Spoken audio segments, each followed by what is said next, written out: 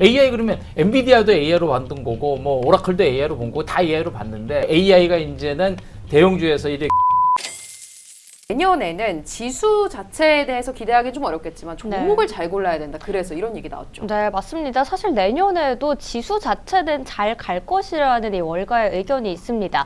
다만 지수 상승이 최근 3년간 상승했던 폭만큼은 아니고 11%에서 13%가량의 두 자릿수 상승 여력이 있다라는 컨센서스가 형성이 되어 있는데요. 일단 월가 전반에서 S&P 500의 평균 목표치는 약 7,600선을 잡고 있습니다. 이 지수가 상승하기는 하는데 지금만큼의 지수 자체로서 투자로 큰 상승을 이룰 것이라는 기대는 접어둬야 된다라는 이야기도 나오고 있습니다.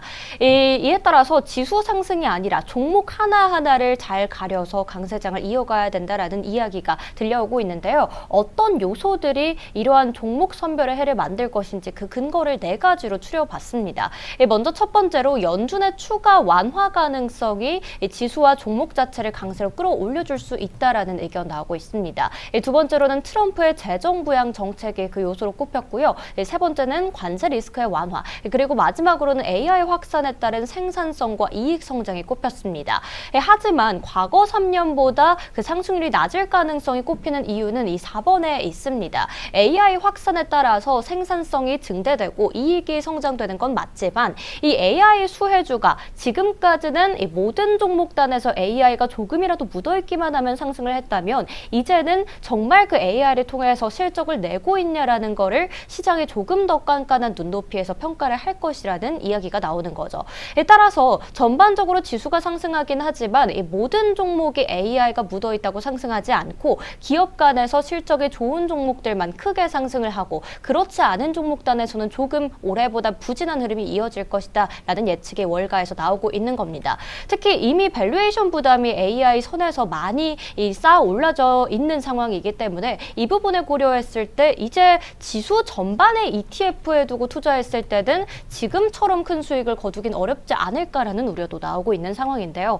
최근에 S&P 500에 그냥 적립식으로 투자를 하고 매수를 하면은 무조건 우상향하고 큰 수익을 볼 수 있다라는 의견이 많아서 또 적립식 ETF 투자에 도전하시는 분들이 많은데 이런 흐름으로 26년이 간다면 이제는 좀 ETF 투자가 아니라 개별 종목을 담아봐야 될 때가 아닌가라는 생각도 드는데 대표님 생각은 어떠실까요?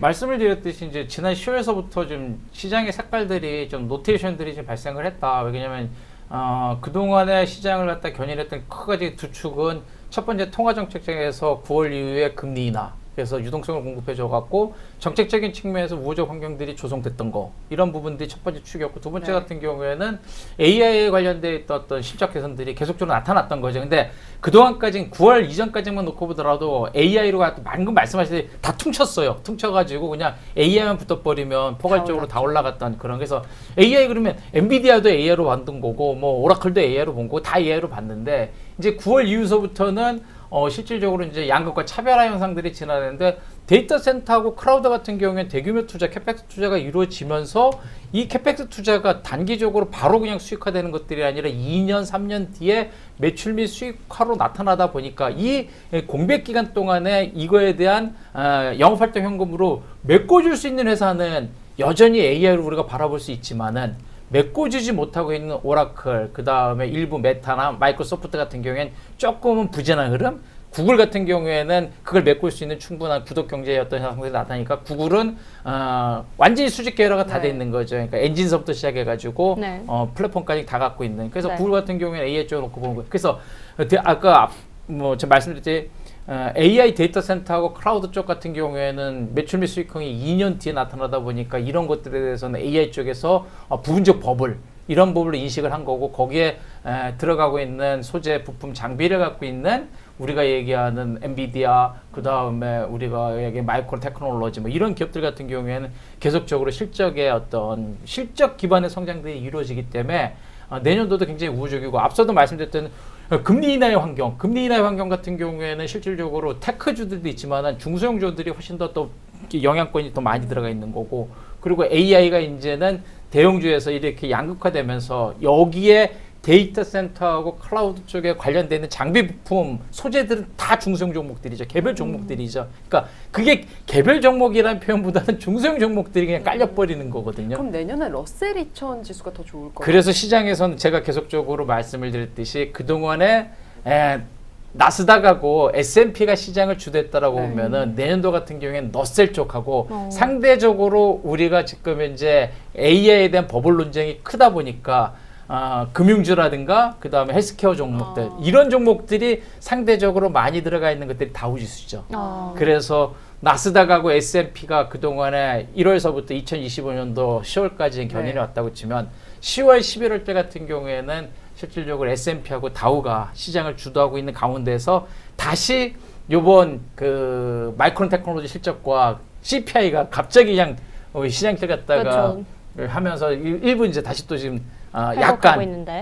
다시 또 그냥 노테이션이 일어나면서 나스닥하고 다시 또 S&P가 가는 건데 그래서 뭐 ETF라는 개념보다 개별 종목이다 보다 이제 중소형 종목들 그러니까 시장은 중소형 종목들 그래서 ETF를 사신다 하더라도 우리가 얘기하는 스파이 그러니까 S&P 500을 사는 게 아니라 너셀 2000 ETF인 IWV라든가 뭐 그런 걸 사시는 것들이 훨씬 더 유효하다. 아니면 혹 뭐 다우 같은 거 물론 이제 다우를 사시던 S&P 500을 너셀을 사시던 지수에 대한 수익률 같은 경우에 올해보다는 눈높이 조금 낮추셔야 될 가능성이 있고 그런 가운데서 개별 종목들은 내년도에 또 굉장히 또 좋은 수익을 낼 수 있는 종목들 굉장히 많습니다. 그래서 앞서 제가 종목 추천드렸던 것도 지금 이거랑 같은 맥락하에 놓고 보시면은 중소형 종목들이 내년도에 좋기 때문에 올 연말 내년 초 그래서 AI를 놓고 본다 하더라도 거기에 관련되는 장비나 우리가 뭐 관련되어 있는 뭐 부품 소재 네. 뭐 이런 쪽으로 우리가 보자. 그래서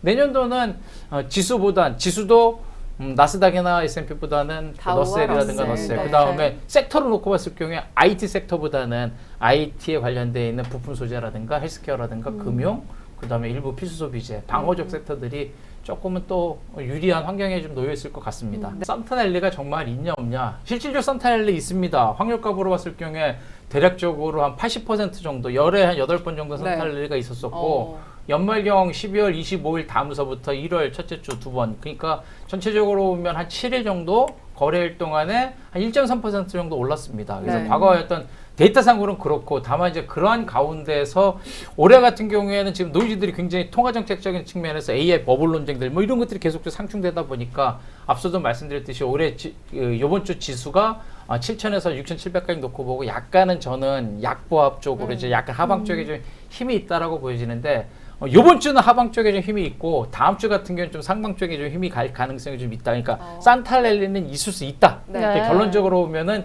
가능성은 우세하다. 가능성은 우세한데 다만 이번 이제 주보다 다음 현실은 주다.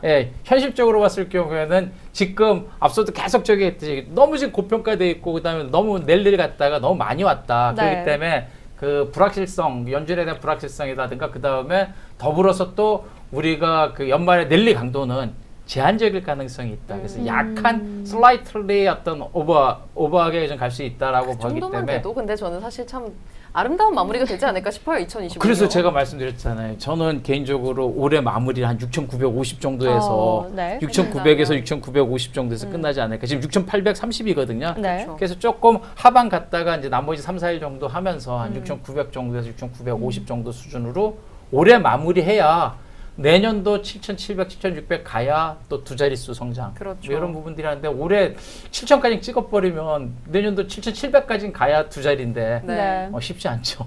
좀 아껴뒀다가 상승하면 좋겠다라는 그렇죠. 말씀이신 그렇기 거죠? 때문에 지금 이제 연말 유동성적인 측면에서도 지금 이제 펀드 클로징도 다 됐고 기 때문에 굉장히 제한적인 거래가 이루어질 거기 때문에 저는 뭐 슬라이틀리 뭐 우상향되는 그런 그림 그리고 이제 생각하기 산타넬린 있다라고 보여주고 있고 네. 다음 페이지 봐주시면 아이비들도 비슷한 얘기로 지금 이제 이야기를 하고 있습니다. 다음 페이지 뭐 골드만삭스 같은 경우도 연말까지 추가 상승 여력이 있다.